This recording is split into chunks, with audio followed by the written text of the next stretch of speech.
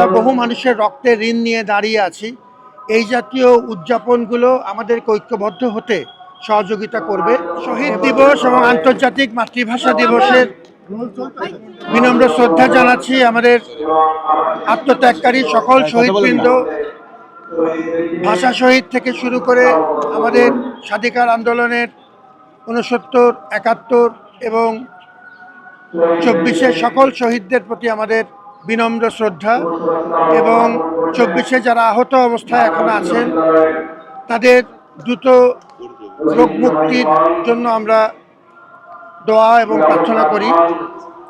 আপনারা সবাই জানেন যে এই আন্দোলনগুলোর পরম্পরা আছে। বাঙালি জাতি ইতিহাসের সবচাইতে কঠিন সন্ধিক্ষণগুলোতে আমরা ঐক্যবদ্ধ হতে পেরেছি আমাদের স্বাধিকারের জন্য, অন্যায়ের বিরুদ্ধে প্রতিবাদের জন্য। এই জন্য এই জাতীয় ঘটনাগুলো জাতির যে কোনো কঠিন সময়ে অনুপ্রেরণা যোগায়। ঢাকা বিশ্ববিদ্যালয় জাতির তরফ থেকে এই আয়োজনটি প্রতি বছর করে থাকে।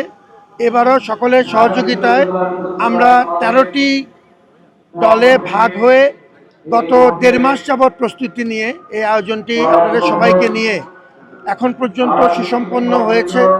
আমরা আশা করছি যে এর পরবর্তী অংশটুকু আজকে সারাদিন দেশবাসী আসবেন এই বেদিতে শ্রদ্ধা জানাতে।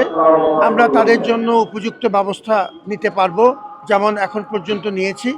সকলের সহযোগিতার জন্য আমরা কৃতজ্ঞ, এবং আমরা আশা করছি যে বিশেষ করে আমাদের এই 24-এর গণঅভ্যুত্থানের চেতনাকে সামনে রেখে আমাদের মনে রাখতে হবে যে এই মুহূর্তে আমরা বহু মানুষের রক্তে ঋণ নিয়ে দাঁড়িয়ে আছি।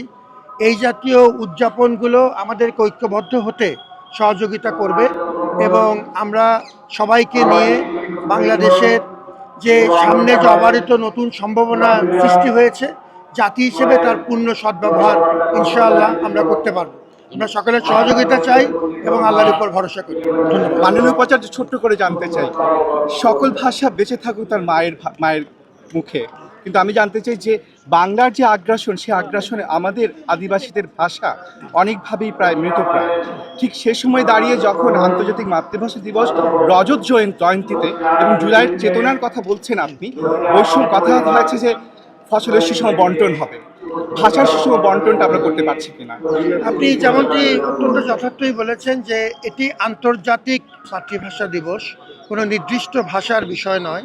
মাতৃভাষা সবার মধ্যেই জাগরুক থাকুক, এবং তার জন্য আমাদের যদ্দূর সম্ভব, আমাদের যদ্দূর করণীয়, ঢাকা বিশ্ববিদ্যালয় সহ আমরা জাতীয় প্রতিষ্ঠানগুলো সবাইকে নিয়ে মাতৃভাষা রক্ষার প্রতিটি আয়োজনে আমরা শরিক হতে চাই।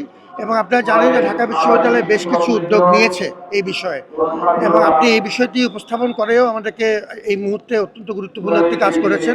আন্তর্জাতিক মাতৃভাষা দিবস সমস্ত মাতৃভাষার প্রতি সম্মান জানাবে, এবং আমরা আমাদের যার যার পর্যায় থেকে মাতৃভাষা সংরক্ষণে আমাদের যদ্দূর করণীয় ব্যক্তি এবং প্রাতিষ্ঠানিকভাবে সেটি আমরা অবশ্যই করব।